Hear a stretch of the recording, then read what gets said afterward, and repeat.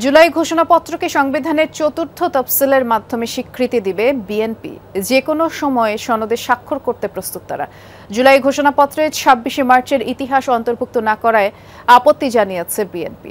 নিজ বাসভবনে এক জরুরি সংবাদ সম্মেলনে এসব কথা জানিয়েছেন দলটির স্থায়ী কমিটির সদস্য সালাউদ্দিন আহমদ। আপনার এসির গ্যাসের সমাধান হলো এসজিএস ও সিএনএস সার্টিফাইড ফোরন রেফ্রিজারেন্ট গ্যাস, যার বিশুদ্ধতা ৯৯.৯৮%। ফোরন, শান্তি যেখানে, নিঃশ্বাসে। ঐকমত্য কমিশনের ২ দফার আলোচনা শেষে একমত হওয়া বিষয়গুলো নিয়ে ঘোষণা হবে জুলাই সনদ। গণ অভ্যুত্থানের স্বীকৃতি দিতে মঙ্গলবার জুলাই ঘোষণাপত্র পাঠের কথা জানিয়েছেন প্রধান উপদেষ্টা ডক্টর মোহাম্মদ ইউনূস। এসবের আইনি ভিত্তি ও ভাষাগত দিক নিয়ে রাজনৈতিক অঙ্গনে চলছে তর্ক বিতর্ক। সেটা আমাদের মতামত আমরা লিখিত। এমন প্রেক্ষাপটে গুলশানে নিজ বাসায় জরুরি সংবাদ সম্মেলন ডাকেন বিএনপির স্থায়ী কমিটির সদস্য সালাউদ্দিন আহমদ। কথা বলেন জুলাই সনদ, জুলাই ঘোষণাপত্র ও নির্বাচন প্রসঙ্গে।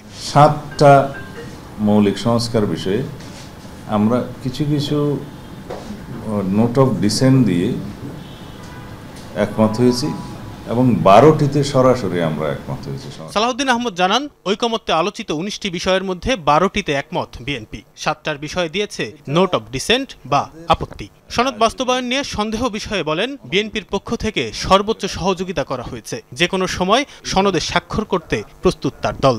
সর্বোচ্চ সহযোগিতা যেখানে বিএনপি দিয়ে গেল এবং দিয়ে যাচ্ছে, আমাদের উদ্দেশ্য এবং আমাদের নিয়ত নিয়ে কেউ যেন কোনো প্রশ্ন না করে যে সমস্ত বিভ্রান্তি সৃষ্টি করা হচ্ছে সেটা সম্পূর্ণ উদ্দেশ্যমূলক বলে আমরা মনে করি। জুলাই জাতীয় সনদের খসড়া আমাদের কাছে দেয়া হয়েছে, সেটা আগামীকালকে যদি আমাদের কাছে প্রেরণ করা, আমরা কালকেই সই করব। যে কোনো মুহূর্তে আমরা সই করতে রাজি। এসব নিয়ে কালক্ষেপণ নির্বাচন পিছানোর কৌশল কিনা তা নিয়ে প্রশ্ন আছে বিএনপির। ফ্যাসিবাদ বিরোধী ঐক্য বজায় রাখতে সবার প্রতি আহ্বান বিএনপির নীতি নির্ধারকের।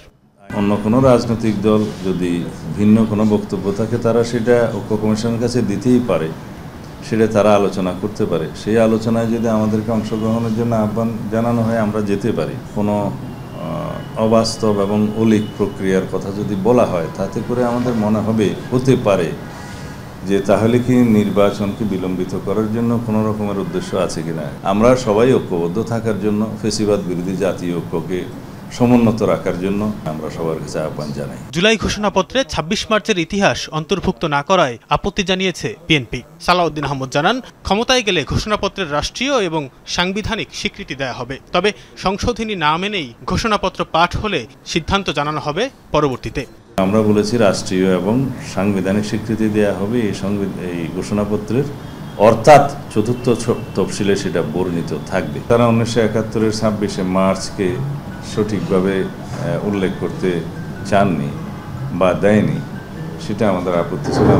বিএনপি যে সংশোধনী দিয়েছে তা মেনে না নেওয়া হলে ঘোষণাপত্র পাঠের পর পরবর্তী প্রতিক্রিয়া জানাবে বিএনপি, জানান সালাউদ্দিন আহমেদ। নির্বাচন অনুষ্ঠানের বিষয়ে যে প্রতিশ্রুত সময় লন্ডন বৈঠকে নির্ধারিত হয়েছে, সেটা জাতিকে জানাবেন, নির্বাচন কমিশনকে জানাবেন।